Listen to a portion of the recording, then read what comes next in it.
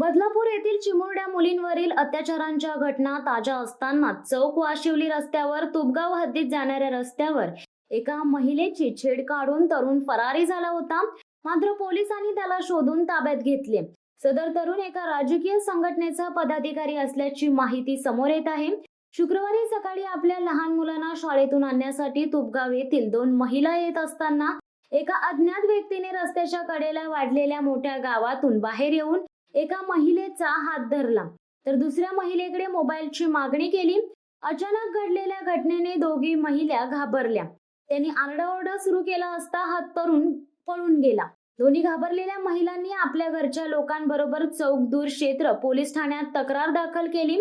चौक पोलिसांनी घडलेल्या ठिकाणी जाऊन तपास करण्यास सुरुवात केली। येथील सीसीटीव्ही कॅमेरे तपासले असता संशयित माणूस रसायनी रिस येथील भटवाडी येथे राहतो अशी माहिती पोलिसांना मिळाली। दुसऱ्या दिवशीही तो तरुण सकाळी 7 वाजण्याच्या सुमारास त्याच ठिकाणी आला होता। शाळेत जाणाऱ्या लहान मुलाकडे तो पत्ता विचारत होता। तेथून एक महिला चालली होती।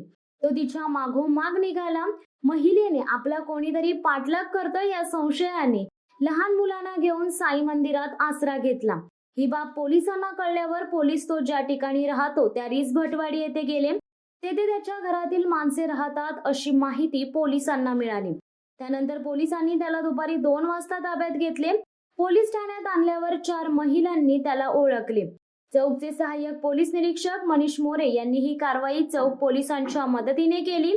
सदर तरुण हिरानंदानी येथे राहतो त्याच्यावर रितसर गुन्हा दाखल झाल्याची माहिती मिळते। शिवसत्ता टाइम्ससाठी अर्जुन कदम, चौक। दे धडक बेधडक वृत्त देणाऱ्या आपल्या शिवसत्ता टाइम्स न्यूज चॅनलला लाल बटन दाबून सबस्क्राईब करा आणि बेल आयकॉनला क्लिक करायला विसरू नका।